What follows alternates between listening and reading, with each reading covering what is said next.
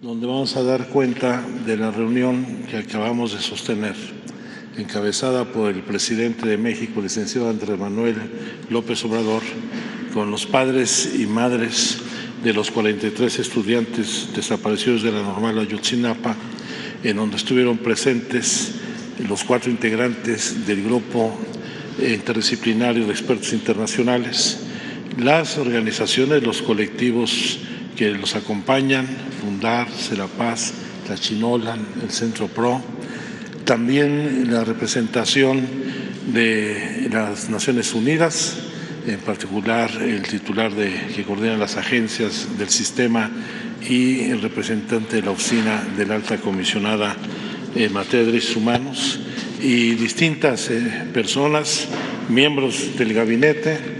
Por supuesto, junto al presidente estuvo acompañándolo el secretario de Gobernación, la secretaria de Seguridad y Protección Ciudadana, el secretario de Relaciones Exteriores, el secretario de la Defensa Nacional, el secretario de Marina.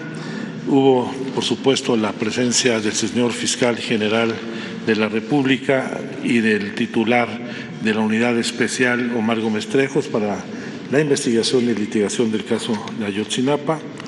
Y fue una reunión difícil, dolorosa, porque, como lo hemos señalado desde un principio, fue el compromiso que asumió el señor presidente de la República desde antes de la llegada del gobierno. Hay que recordar las reuniones que sostuvimos en el Museo Memoria y Tolerancia en el proceso de transición, y cómo el primer acto de gobierno, el primer decreto que publicó el presidente de la República el 3 de diciembre, que surgió el 3 de diciembre, fue justamente el de la creación de esta comisión por la verdad y el acceso a la justicia en el caso Ayotzinapa, que surge con el compromiso político, moral, ético y también como responsabilidad de nuestra función pública el garantizar en estas investigaciones el conocer la verdad de lo sucedido,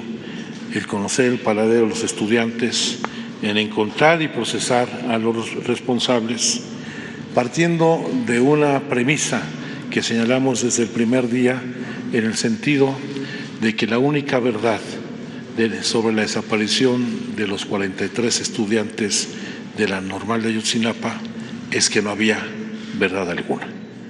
Y un compromiso con los padres y madres de familia en el sentido de que siempre les vamos a decir la verdad, por dolorosa que ésta sea. No voy a repetir la intervención que tuvimos completa con los padres y madres de familia, no por la extensión, sino particularmente por los datos, los temas que están en estos momentos en un proceso de judicialización y de actos de carácter procesal que no queremos entorpecer. A ellos les dimos cuenta justamente de la situación en que se encuentra este proceso, pero sí quiero darles a conocer, pues, en primer lugar, las acciones que hemos desarrollado de manera estrecha, esto quiero destacarlo, con la Unidad Especial para la Investigación y Litigación del caso Ayotzinapa de la Fiscalía General de la República y con el Grupo Independiente de Expertos Internacionales, el GIEI, con quienes hemos tenido una relación de confianza y de colaboración muy importante, con la que pretendemos garantizar el derecho a la verdad que tienen los padres de los muchachos de Ayotzinapa, sus familias, la sociedad mexicana, siempre garantizando absoluta transparencia y acceso a la información. Por eso les vamos a hacer llegar en este instante, al término de la conferencia, toda la información, una información con las reservas de la ley, de la presentación que hemos hecho, y todos los anexos que también se les han entregado, diciéndoles además que toda esta información, como lo ha instruido el presidente de la República, se ha hecho pública ya en este momento, y la pueden encontrar en la página de la Comisión, en la página de la Secretaría de Gobernación y, por supuesto, en la página del Gobierno de México. Yo quiero informarles, muchos de ustedes no conocen las líneas de trabajo y los avances que hemos tenido, y digo avances porque también esto quiero subrayar. Hoy hemos presentado un informe de avances de las investigaciones, estando conscientes de que todavía tenemos un trabajo, una tarea larga por delante. No estamos cerrando, como alguien lo ha señalado, en la investigación, sino al contrario, esta investigación continuará hasta que encontremos toda la verdad, encontremos a los muchachos y se castiguen a los responsables. Los ejes de trabajo de la comisión se han centrado fundamentalmente en 3 áreas: el acopio y procesamiento de la información, la ruptura del pacto de silencio y las labores de búsqueda de los 43 estudiantes.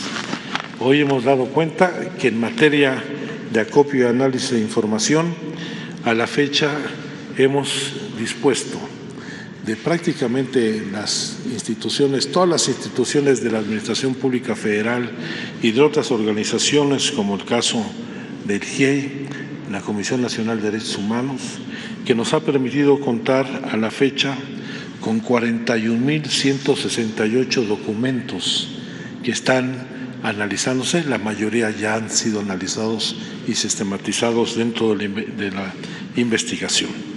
La mayor parte de estos 41.168 documentos los ha proporcionado la Secretaría de la Defensa Nacional, más de 17,000 documentos en este caso, pero también ha sido el resultado del análisis de los archivos históricos de trámite, de concentración y de las áreas de inteligencia de la Defensa Nacional, de Marina, de Gobernación, del Centro Nacional de Inteligencia, de la Guardia Nacional, y contando también con el apoyo de otras instituciones de los estados, particularmente del Gobierno del Estado de Guerrero y la Fiscalía de esa entidad. Además de estos 41.168 documentos, hemos tenido acceso pleno al expediente del caso proporcionado por la Fiscalía General de la República, testimonios de sobrevivientes, análisis de comunicaciones telefónicas y análisis de los mensajes de personas claves. Yo creo que de las informaciones que más destacan es la entrega de la información que el presidente de la República solicitó a la vicepresidenta de los Estados Unidos sobre las intervenciones telefónicas que se realizaron en ese país al grupo de Guerreros Unidos en sus prácticas ilícitas en Chicago, el haber proporcionado por parte del Centro Nacional de Inteligencia más de 100 horas de video con los que la Fiscalía ha podido acreditar los actos de tortura a los que fueron sometidos diversas personas para obtener las confesiones que fueron la base de la verdad histórica, así como los sobrevuelos de dron que la Secretaría de Marina proporcionó tanto a la Comisión como al IGEI de la intervención de distintas autoridades en el basurero de Cocula después de los hechos. Dentro de este análisis de información también hemos tenido acceso a las intervenciones de comunicaciones que en su momento realizó la Policía Federal Preventiva en su Dirección de Inteligencia, que hoy se encuentra en la Guardia Nacional. Ahí se han analizado 17,020 sesiones de audio y transcripciones que nos ha permitido hacer el seguimiento de 133 sujetos y tener un seguimiento particular de hechos posteriores a la desaparición. Estas intervenciones, por supuesto, quiero aclararlo, son las que realizó la Policía Federal Preventiva con orden de juez. Por eso pudimos tener acceso a las mismas. Y junto con ello, el GIEI y la COBAG hemos intervenido y revisado los archivos de la Secretaría de la Defensa Nacional, de la Secretaría de Marina, de la Guardia Nacional, donde hemos obtenido 9,752 documentos adicionales, todos los cuales han sido digitalizados y han sido entregados ya a la Fiscalía General de la República y a la unidad especializada en el caso para que se incorpore toda esta información, como también la que hemos presentado el día de hoy a las carpetas de investigación. En lo que corresponde a las acciones de búsqueda de los estudiantes, las cuales iniciamos en enero de 2019, justamente al momento de instalación de la comisión, son búsquedas en las que hemos participado con las distintas autoridades judiciales. Por supuesto, la mayor parte de ellas con la Unidad Especial de la Fiscalía General de la República, pero también con la Fiscalía de Desaparición de Personas de la Fiscalía General, la Fiscalía General del Estado de Guerrero, en donde eventualmente hemos tenido acompañamiento de las organizaciones que han acompañado a los padres y madres de familia desde un inicio y del equipo argentino de antropología forense. En estas acciones hemos participado muchas instituciones del gobierno federal, la Secretaría de Seguridad y Protección Ciudadana, la Secretaría de Gobernación, la Secretaría de la Defensa Nacional, la Secretaría de Marina, la Secretaría de Salud, que presta una atención muy importante en materia victimal a los padres y madres de familia, la Comisión Federal de Electricidad, la Coordinación de Protección Civil. Y en todas estas búsquedas pues se garantiza no solamente la seguridad, sino el trabajo pericial y profesional para hacer las labores de búsqueda en campo, desde el desmonte, el cribado, hasta la identificación de los sitios probables de búsqueda. El total de acciones de búsqueda que hemos realizado hasta la semana pasada, porque hoy continúa, hasta el día de hoy, son 101 acciones de búsqueda en 7 municipios del estado de Guerrero, que han representado 675 jornadas de trabajo.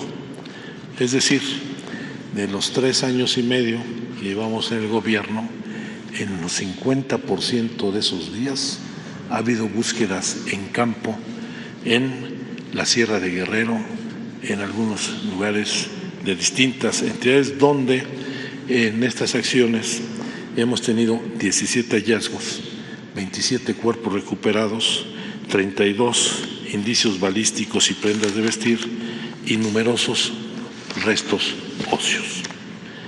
Del total de restos óseos, son más de 1,000 los que hemos recuperado en campo, 32 por sus condiciones favorables fueron remitidos al Laboratorio de Identificación Genética de la Universidad de Innsbruck en Austria, los cuales nos han pedido confirmar científicamente con una credibilidad de 99.99%, así lo dice el resultado de Innsbruck, la identidad de 3 de los estudiantes que ustedes pues tienen la información ya con anterioridad. Se han enviado más restos, pero no se ha encontrado material genético suficiente para lograr su identificación, por lo cual se buscará, junto con el laboratorio de Innsbruck, otro sistema de identificación que por lo menos nos permita conocer el grupo familiar al que pertenecen los restos que no tuvieron el ADN suficiente. Bien, dentro de las acciones de búsqueda, y esto también yo quiero destacarlo, hemos solicitado al área de servicios periciales de la Fiscalía General de la República el análisis de todos los cuerpos encontrados entre septiembre de 2014 y 2020. Estamos hablando de 245 cuerpos que los colectivos de madres buscadoras en Iguala, familiares, las propias instituciones realizaron después de los hechos para tratar de identificar si dentro de estos cuerpos podría encontrarse el registro de alguno de los estudiantes desaparecidos.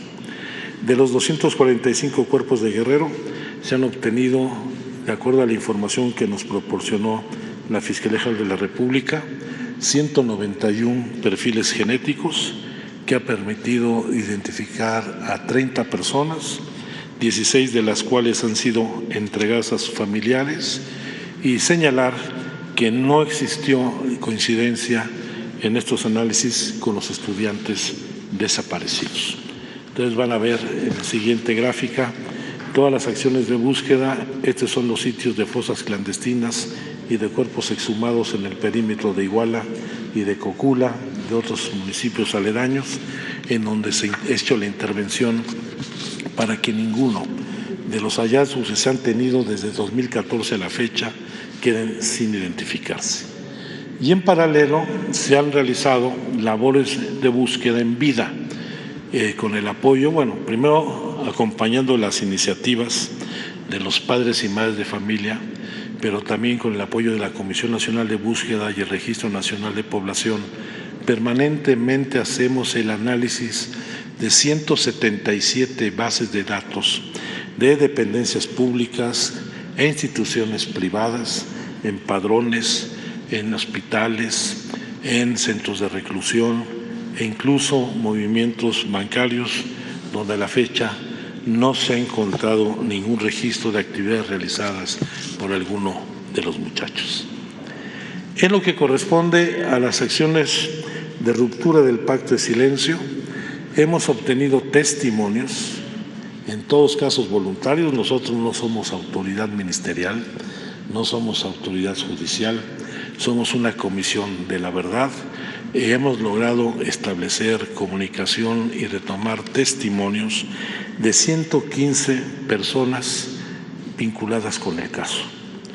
3 de ellos perpetradores liberados, 4 de ellos personas puestas en libertad por tortura, 15 de ellos privados de la libertad, 23 estudiantes sobrevivientes, 11 exfuncionarios y 59 testigos.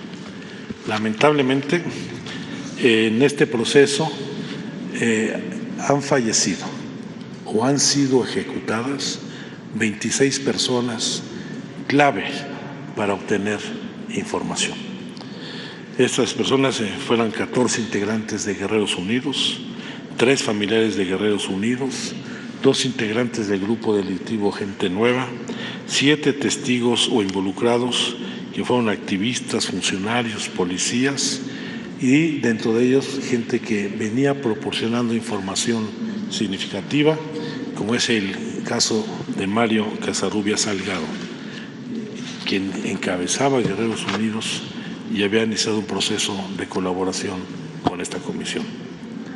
Informo también que se ha mantenido, se ha mantenido todo el proceso de extradición de Tomás Herón, quien se encuentra en el Estado de Israel, con acciones de acompañamiento de la Secretaría de Relaciones Exteriores a la Fiscalía General de la República para que proceda a la extradición. Independientemente de ello, y esto fue también la solicitud de los padres y madres de familia, establecimos contacto con los abogados de Tomás Herón de Lucio, que permitió llevar a cabo un encuentro en Tel Aviv los días 16 y 17 de febrero del presente año, donde se le ofreció un criterio de oportunidad que no aceptó. Sin embargo, hemos mantenido comunicación con sus abogados esperamos que pronto pueda avanzar un acuerdo de colaboración, no esperar al proceso de extradición y se allane a la legislación mexicana para encarar los delitos de que se le acusa y, en caso de colaboración eficaz, obtener algún beneficio de ley. Hemos informado someramente, ustedes lo van a ver en el documento que les vamos a entregar, los aspectos fundamentales del contexto en el que se da la desaparición de los estudiantes en Ayotzinapa. Evidentemente, tenemos en primer lugar un proceso de tensión y de disputa entre distintos cárteles delictivos en Guerrero. En Guerrero, en esos años e incluso la fecha, no hay un grupo delictivo dominante. Recurrentemente hay procesos de recomposición, y particularmente en el caso de Iguala, que es un área estratégica para el trasiego de la droga, la disputa que se vivía en aquellos momentos se concentraba fundamentalmente entre Guerreros Unidos y Los Rojos, que es un factor muy importante porque justo en las disputas, en esos días, por el control de las plazas, se registraron enfrentamientos importantes entre ambos grupos e incluso, como lo ha acreditado los medios de comunicación y la propia Secretaría de Gobernación de entonces, el 10 de julio de 2014 hubo un decomiso de droga en la carretera Puebla, en donde la Procuraduría General de la República decomisó 107 kilos de heroína pura, de los cuales los agentes de la Procuraduría solamente entregaron 24 kilos y a la fecha este asunto no ha sido esclarecido. Parte del contexto tiene que ver también con el hecho de que de cara a las movilizaciones del 2 de octubre en la Ciudad de México, la Asamblea de las distintas normales rurales del país, la Federación de Estudiantes Comunistas Socialistas, llegó al acuerdo de que la normal de Ayotzinapa fuera la sede para la concentración de los representantes de las distintas normales para acudir a la marcha del 2 de octubre de 2014 a la Ciudad de México. Dentro de los compromisos, además de garantizar el alojamiento y la alimentación de los estudiantes de las 16 normales rurales, está el compromiso de tener los camiones suficientes para su traslado. Y ese es ahí donde empieza parte de la historia de la desaparición, más aún cuando los intentos de la toma de autobuses en Chilpancingo, Zumpango y Tierra Colorada fue impedida por la Policía Estatal y la Policía Federal, lo cual modificó la decisión de los dirigentes de la normal, con lo cual toman la decisión de ir, en este caso, a la ciudad igual. En un lugar donde existía un antecedente de confrontación de la escuela normal con el gobierno municipal, derivada de las acciones de la normal, las acciones de protesta por la desaparición de un dirigente social de la región, Hernández Cardona, en donde se tomó el Palacio Municipal, hubo quema de papelería y de otras acciones, y esto llevó a que hubiera amenazas directas del presidente municipal y de Guerreros Unidos a la intervención y presencia de los estudiantes en ese municipio. Esto yo quiero traerlo a colación, porque desde el momento en que se estaba haciendo los preparativos de la movilización de los estudiantes de cara al 2 de octubre, todas las autoridades estatales, municipales y federales estuvieron realizando el seguimiento y las acciones y los movimientos de los estudiantes. Tal es así que impidieron la toma de los autobuses.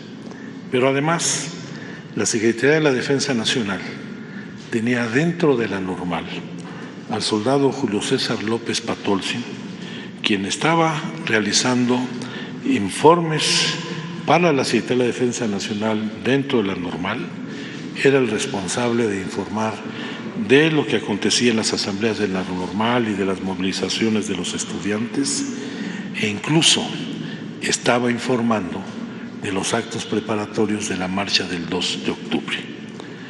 Este soldado López Patolzin, que estaba bajo el mando del teniente de infantería Marcos Macía Barbosa del 27 Batallón, su último reporte fue al filo de las 10 de la mañana de ese día y desapareció junto con los otros estudiantes sin que sus mandos hicieran ninguna acción para garantizar su integridad y su búsqueda, como lo establece el protocolo para militares desaparecidos, que de haberse aplicado hubiera permitido no solamente proteger la integridad y buscar al soldado López Patolzin, sino a todos los estudiantes. Por eso, Todas las autoridades federales, estatales y municipales estuvieron informadas de la toma de camiones, del traslado de los estudiantes a Iguala, de su llegada a Rancho del Cura y a la caseta de Iguala, su llegada a la central de autobuses, de los hechos de persecución y de violencia de que fueron objeto, lo cual las omisiones en las que incurrió estas autoridades acreditan un nivel de responsabilidad, ya sea por acción, omisión o negligencia, porque de haber intervenido oportunamente con la información que disponían, se hubiera impedido la desaparición y el asesinato de los estudiantes. Les informamos a los padres de la reconstrucción de los hechos. Quiero decirles a ustedes que hicimos toda una reconstrucción de los hechos, retomando mucho del trabajo que ya se había realizado, particularmente por 6 instituciones: Defensa Nacional, el Centro Nacional de Inteligencia, la Fiscalía del Estado de Guerrero, la Comisión Nacional de Derechos Humanos, el GIEI, el Centro PRO, la propia verdad histórica, los testimonios, los análisis de comunicaciones y análisis de mensajes de personas claves. Los sitios y escenarios donde se dieron todos los hechos fueron evaluados y revisados de nueva cuenta, y junto con ello logramos reconstruir la red de llamadas telefónicas que se presentaron entre el 26 y el 28 de septiembre, después de analizar 87 millones de registros en expedientes que nos permitieron depurar una base de 84,000 registros para el periodo en que ocurrieron los hechos violentos, del 26 al 28, y ubicar 17,000 números diferentes que estuvieron participando en las operaciones de ese día. Con ello hemos ya demostrado, y esto es un dato que le hemos dado a los padres, toda la red de vínculos que se estableció entre el grupo delictivo y autoridades de distintos órdenes de gobierno. Y esto muestra con toda claridad cómo fueron operando en todo el proceso de persecución, captura y desaparición de los muchachos. Junto a ello, hemos tenido acceso a 467 capturas de pantalla que nos ha permitido reconstruir 37 conversaciones de 5 números telefónicos distintos entre 36 actores que participaron en los hechos y que se refieren a 35 personas adicionales. Estos mensajes fueron objeto de un análisis técnico y de contexto sobre sus contenidos, personajes y ubicaciones en tiempo, lugar y circunstancia, cotejándose con testimonios, documentos, llamadas telefónicas y declaraciones ministeriales y judiciales a fin de corroborar la información proporcionada. Es un esfuerzo técnico de información que llegó directamente a la Comisión y que hoy hemos entregado formalmente a la Fiscalía General de la República, quien tiene, además de las facultades y competencias legales para hacerlo, las capacidades periciales e institucionales para valorar la veracidad de estos datos, porque son mensajes que nos abren nuevas líneas de investigación, que facilitan el rompimiento del pacto de silencio, permiten ratificar la corresponsabilidad de distintos actores que participaron en la desaparición, y estamos convencidos por el cruce de llamadas. De estas llamadas, en 98 casos, hemos logrado obtener los metadatos de la misma, coincidiendo con las fechas.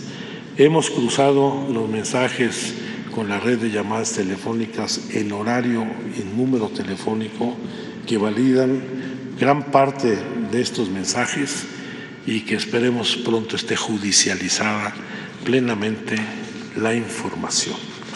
Por supuesto, esta información hoy no se las podemos entregar, toda vez de que ya son parte de la carpeta de investigación y corresponde a la Fiscalía valorar su importancia, su veracidad y la conclusión de datos que pueden ser contundentes.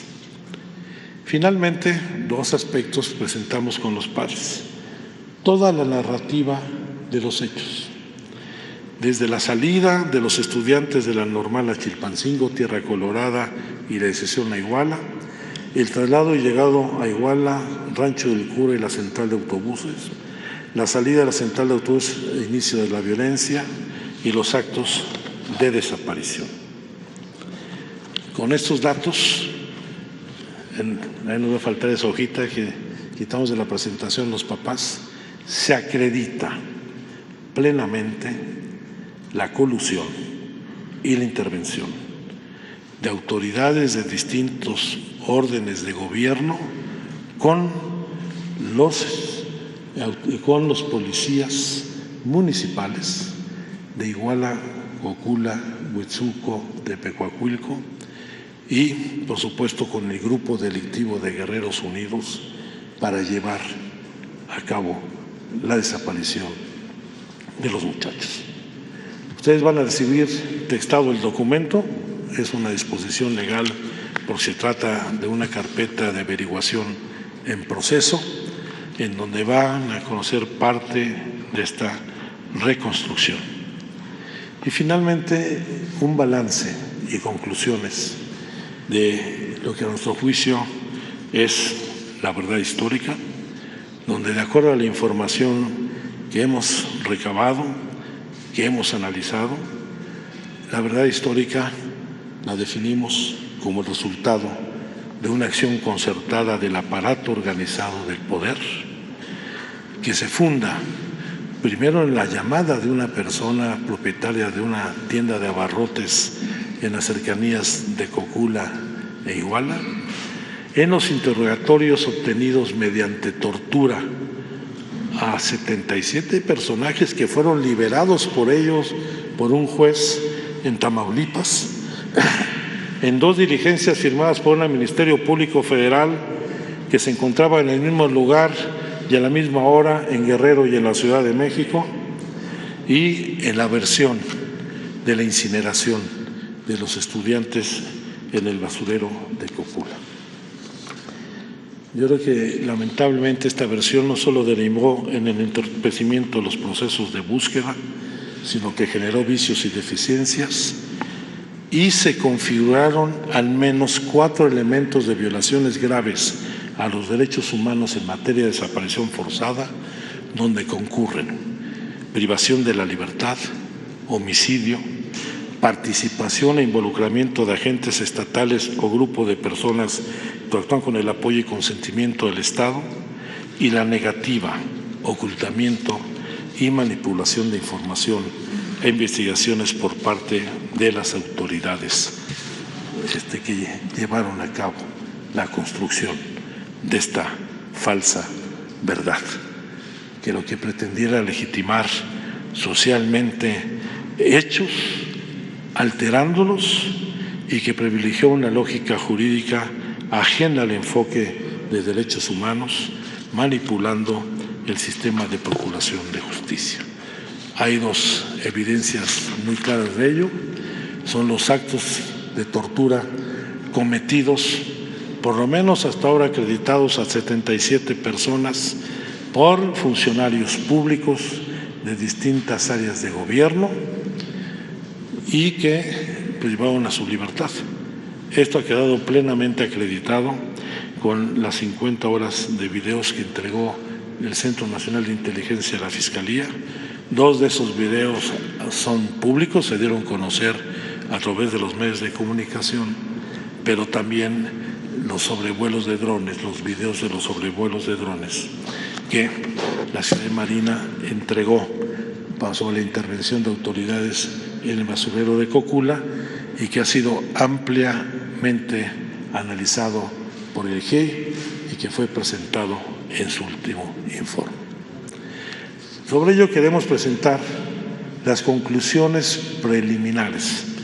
Y me gusta subrayar preliminares porque aquí no se cierra ninguna investigación. Primera, que la desaparición de los 43 estudiantes de la Normal Isidro Burgos de Ayotzinapa la noche del 26 al 27 de septiembre de 2014 constituyó un crimen de Estado en el que concurrieron integrantes del grupo delictivo Guerreros Unidos y agentes de diversas instituciones del Estado mexicano. Que autoridades federales y estatales de más alto nivel fueron omisas y negligentes, existiendo elementos de presunción respecto de alterar hechos y circunstancias para establecer una conclusión ajena a la verdad de los hechos. Que en todo momento las autoridades federales, estatales y municipales tuvieron conocimiento de la movilización de los estudiantes desde la salida de la Escuela Normal Isidro Burgos hasta su desaparición, y sus acciones, omisiones y participación permitieron la desaparición y ejecución de los estudiantes, así como el homicidio de otras 6 personas. Que en ningún momento la presencia de los estudiantes en Iguala obedeció a la intención de boicotear el acto de la presidenta municipal del DIF en ese municipio. Que el grupo delictivo actuó con un amplio número de sicarios y halcones a partir de un mando central y al menos 3 células de halcones y sicarios con el apoyo de distintas policías municipales y agentes del Estado. Que en ningún momento existió comunicación alguna entre los estudiantes y el grupo delictivo durante los hechos. Que tras la salida de la terminal de autobuses de Iguala, en ningún momento los estudiantes estuvieron juntos durante su desaparición. Nunca estuvieron los 43 en el basurero de Cocula, como lo vamos a demostrar. Se confirma la intervención de la policía de Iguala en el aseguramiento de los estudiantes en el autobús 1531. Se confirma la presencia de policías de Huitzuco en el Palacio de Justicia en Iguala y en Santa Teresa. Se confirma el traslado del autobús Ecoter sin pasaje hacia el estado de Morelos, librando todos los retenes establecidos. Aquí hago una acotación. La información que hemos recuperado nos indica que se establecieron por lo menos 16 retenes en el perímetro de Iguala, en todas sus salidas, a Cocula, a Chilpancingo, a Cuernavaca, a Tepecuacuilco, a todo el perímetro, a Tasco, y nunca fue detenido este camión donde presuntamente, como algunos de los mensajes señalan, se presume se recuperó la mercancía, y la mercancía es o droga o dinero. Se confirma que los mandos militares de la región no realizaron acciones para la protección y búsqueda del soldado Julio César López Patolsi, lo cual era su obligación. Que al filo de las 22:45 horas del 26 de septiembre de 2014, tras los hechos de violencia y la persecución, se dio la orden de desaparecer a los estudiantes. Se confirma la identificación de 3 de los 43 estudiantes desaparecidos. Que no hay indicio alguno de que los estudiantes se encuentran con vida.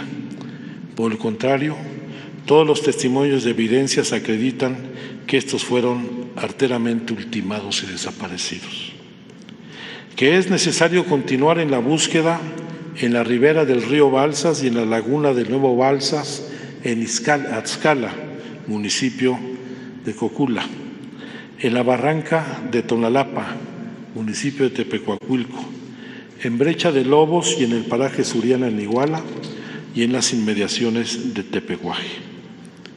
Existen elementos suficientes para que la Fiscalía General de la República inicie o continúe las indagatorias para el deslinde de responsabilidades en contra de 33 personas que hemos señalado y que están llevadas a cabo en estos momentos las diligencias judiciales correspondientes. Concluyo diciéndoles que la creación de la verdad histórica fue una acción concertada del aparato organizado del poder desde el más alto nivel del gobierno, que ocultó la verdad de los hechos, alteró las escenas del crimen, ocultó los vínculos de autoridades con el grupo delictivo y la participación de agentes del Estado, fuerzas de seguridad y autoridades responsables de la Procuración de Justicia en la desaparición de los estudiantes. En resumen, se trató de un crimen de Estado. La investigación continúa, la búsqueda de los estudiantes continúa. Corresponde a la Unidad Especializada para la Investigación y Litigación del caso Ayotzinapa el análisis de la información aquí proporcionada y, en su caso, proceder a su judicialización. Por parte de la Comisión Presidencial por la Verdad y la Justicia en el caso de Ayotzinapa, continuará con sus labores de investigación, búsqueda y coadyuvancia con la Fiscalía Especial y con el GIEI. Y como hemos insistido y como es la instrucción del Presidente de la República, no vamos a solapar ningún abuso, violación a los derechos humanos ni injusticia alguna. Todos los responsables deberán ser castigados. A partir de este momento, el informe presentado y sus anexos son de carácter público. Publicar esta información abre al escrutinio público nuestro trabajo y busca propiciar que otras personas que cuenten con información, hacemos ese llamado a que todas las personas que cuenten con información la aporten en beneficio del esclarecimiento de estos deleznables hechos. Es cuanto. A sus órdenes.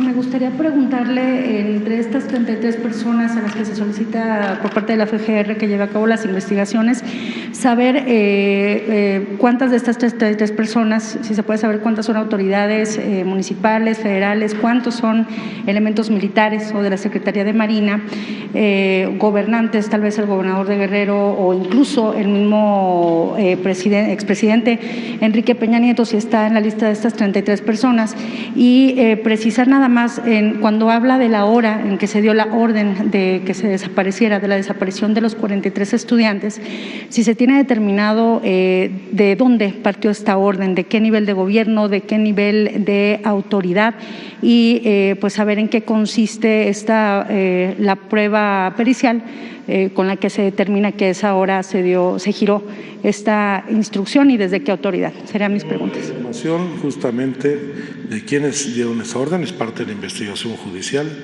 Esto desde ya hace varios meses que tenemos acabado todo el análisis y registro de las redes telefónicas y los intercambios, forma parte de la investigación. De las órdenes que está procesando la Fiscalía, yo preferiría que es la Fiscalía quien tiene que dar la información, pero sí hay personajes de todos los sectores que mencionaste.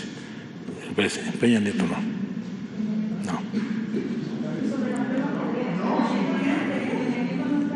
Bueno, ese es lo que está investigando. Las órdenes de aprehensión están trabajando, no. Sigue la investigación, por supuesto, que está realizando la Fiscalía en materia de quién construyó la verdad histórica y quién ordenó que ésta se implementara. No está, en esto no. Eso que se los dé la Fiscalía, por favor. También lo tiene la Fiscalía y lo está investigando. Quiero decir, no va a dar ningún dato vinculado con el proceso de judicialización y la información que se encuentra dentro de la carpeta, porque incurriría en responsabilidad. Subsecretario, buenas tardes. Emil Olivares de La Jornada. Preguntarle, habla de que el ejército tuvo conocimiento de la situación, incluso tenían a un soldado, digamos, infiltrado dentro de la normal. Si hubiera habido una actuación del ejército, o de otras autoridades, al saber todo esto, hubieran sido todavía capaces de salvar a los jóvenes, de dar con los responsables? ¿Qué pasó ahí? ¿Por qué no hubo actuación? Esa es la responsabilidad del teniente Barbosa, que tendrá que rendir cuentas de su omisión en garantizar la integridad física y la búsqueda del soldado Patolzin, que coincido efectivamente, hubiera sido muy útil implementar el protocolo de búsqueda de militares desaparecidos para evitar la desaparición de los muchachos.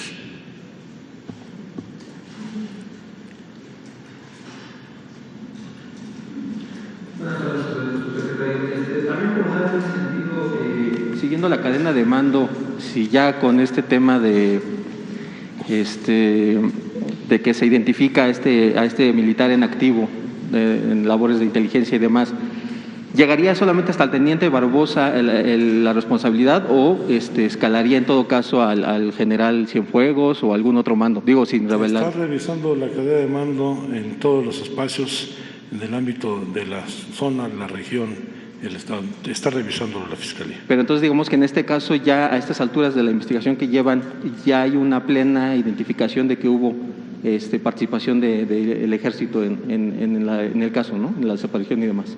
Sí. Sí. También preguntarle sobre este tema que hablaba de cómo se ha recopilado la información.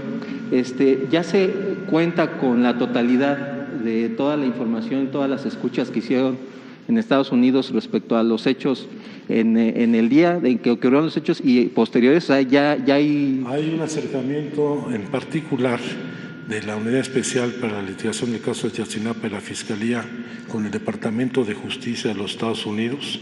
Han venido trabajando de manera conjunta y le han brindado más información a la Fiscalía. Pero digamos que ahí no sabría decirnos si ya se completó la entrega de esa información que tenía. Se está llevando a cabo y va por muy buen camino. Y muchas gracias. Y por último, nada más preguntarle, en las, digamos que fuentes de información se descarta incluso los hallazgos y recomendaciones que hizo la entonces NDH. En este caso ya se descartó totalmente, si nos podría decir si sí se descartó y por qué razones es que ya no se consideró. Quien la ha descartado es la propia Comisión Nacional de Derechos Humanos actualmente.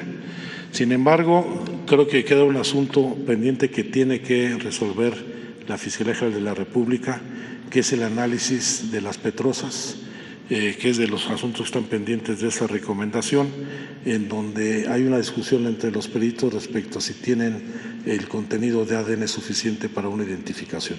En lo personal creo que debe complementarse esa parte de la recomendación de la Comisión Nacional.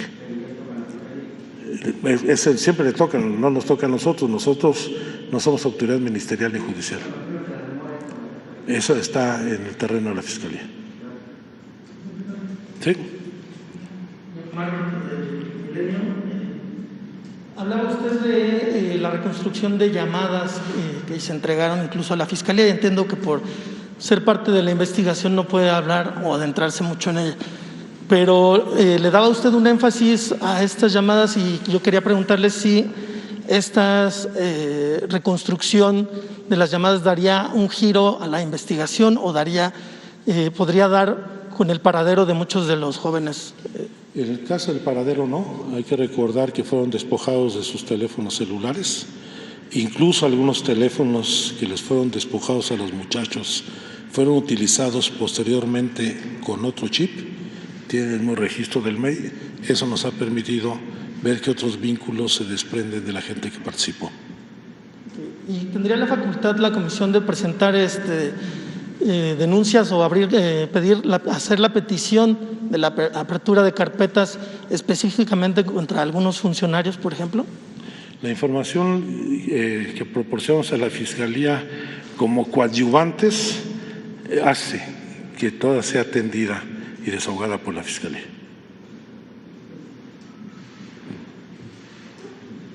Secretario, buenas tardes. Una cuestión de MBS Noticias. Yo tengo dos preguntas y la primera es ¿por qué la responsabilidad no abarca al presidente o expresidente Enrique Peña Nieto? ¿Lo están protegiendo? Y segunda, la pregunta más común y a lo mejor la más difícil, ¿dónde están los estudiantes? ¿Cabe la posibilidad de que terminaran muertos en Morelos, en la zona caliente de Guerrero. ¿Dónde están si es que no los encuentran y han encontrado otras pistas? Gracias. Yo aprecio mucho la primera pregunta para esclarecer cuál es nuestra responsabilidad. Nosotros estamos enfocados a dos objetivos fundamentales y es la facultad de competencia que el decreto del presidente me ha mandatado. Esclarecer los hechos del 26 y 27 de septiembre y buscar el paradero de los muchachos. Corresponde a la Fiscalía, con la aportación que aportemos y la que ella misma desarrolle, fincar las responsabilidades a los servidores públicos involucrados. Ese es el mandato que nosotros tenemos. Creo que hemos avanzado muchísimo el día de hoy. Y por supuesto estamos atendiendo todos los lugares donde recibimos información para hacer búsqueda. 101 búsquedas es un número muy significativo y vamos a hacer las que sean necesarias. Si es necesario en otras entidades, lo haremos. Pero quiero decirles que en todos los casos, en las búsquedas que hemos tenido, ha habido al menos un mínimo o una base de información para ubicar el sitio.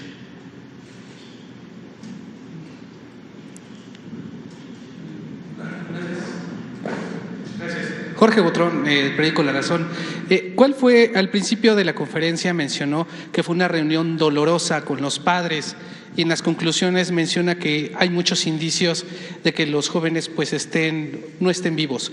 ¿Cuál fue la reacción de los padres al decirles esto? Y por otra parte, ¿qué sigue después de estas investigaciones? ¿Seguirá el GIEI o ya toma completo control la Fiscalía y el GIEI ya se va a ir? ¿Qué vamos a ver al respecto? Gracias. Nosotros queremos que el GIEI continúe con su trabajo de coadyuvancia. Ha sido muy importante su labor y esperemos que se refrende su participación en todo el proceso de trabajo con la Fiscalía.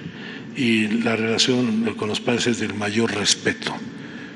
Fue una reunión pues con mucha carga de dolor y de verdad, y respetamos mucho a los padres de familia por la situación que enfrentan. El acuerdo que tenemos, que fue parte del informe, es que se les entrega el informe, se les dio el detalle, se llevaron el informe para revisarlo, lo van a discutir y tendremos una reunión próxima con el presidente de la República para conocer sus opiniones. El presidente básicamente dos mensajes dentro de su intervención. Por supuesto, el compromiso, la solidaridad, la sensibilidad con lo que están viviendo, por ratificar, por convicción, no solamente por obligación legal, nuestro compromiso con la verdad y la justicia para esclarecer estos hechos.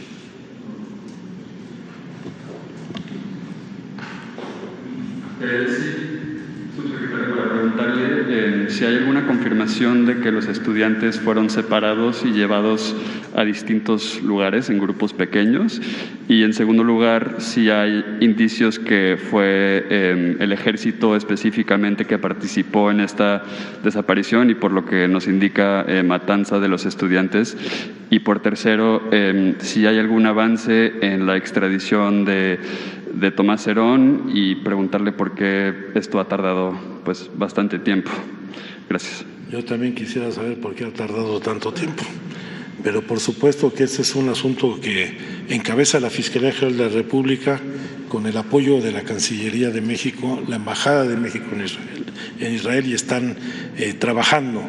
En los próximos días seguramente habrá noticias de los avances de esta relación con el gobierno de Israel. Sobre si estuvieron juntos o no, ya lo dije desde un principio, en ningún momento estuvieron los estudiantes juntos desde el momento en que se separan a la salida de la terminal de autobuses de Iguala. Y estamos hablando de que operaron células, por lo menos 3 células, 6 grupos, 3 células y un mando central en la tarea de la desaparición, en donde pues se fueron trasladados a distintos puntos, tanto que estaban en el Palacio de Justicia como estaban en la zona de periférico, y evidentemente pues no estuvieron juntos, lo que estamos confirmando. Sí. También con respecto a las reuniones que tuvieron en febrero con Tomás Herón, si tiene conocimiento qué fue exactamente lo que se le ofreció en este criterio de oportunidad, qué fue a lo que se negó el señor Tomás Herón. No, se negó a aceptarlo. ¿Y cuál es el ofrecimiento? Que diera información sobre la ley establece muy claramente cuáles son los requisitos para poder otorgar un criterio de oportunidad, que son beneficios por colaboración, por información fidedigna y corroborada con la autoridad judicial. Pues, yo espero que lo esté analizando todavía. Comenta usted como una conclusión que no hay indicios de que estén vivos ninguno de los 43 estudiantes. Eso era parte de lo que planteaba la verdad histórica, que los 43 habían sido asesinados. Yo no tomo en cuenta la verdad histórica. Permítame, lo que le quiero preguntar en qué medida entonces, pero la parte central esa, que habían sido asesinados, que habían sido incinerados. Bueno, lo que quiero preguntarle es, en ese punto central, son parecidos a lo que había concluido, no es ningún pero parecido. Que me dijera... No hay ningún parecido. La verdad histórica dice que incineraron a los 43 estudiantes en el basurero de Cocula.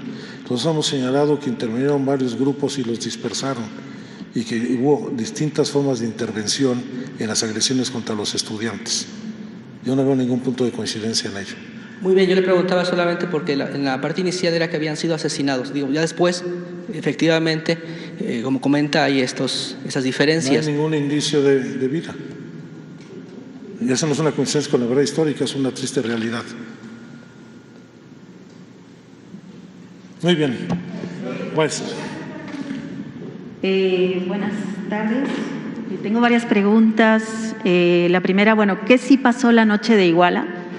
¿Qué es lo que saben que sí pasó después de que los capturan estas células?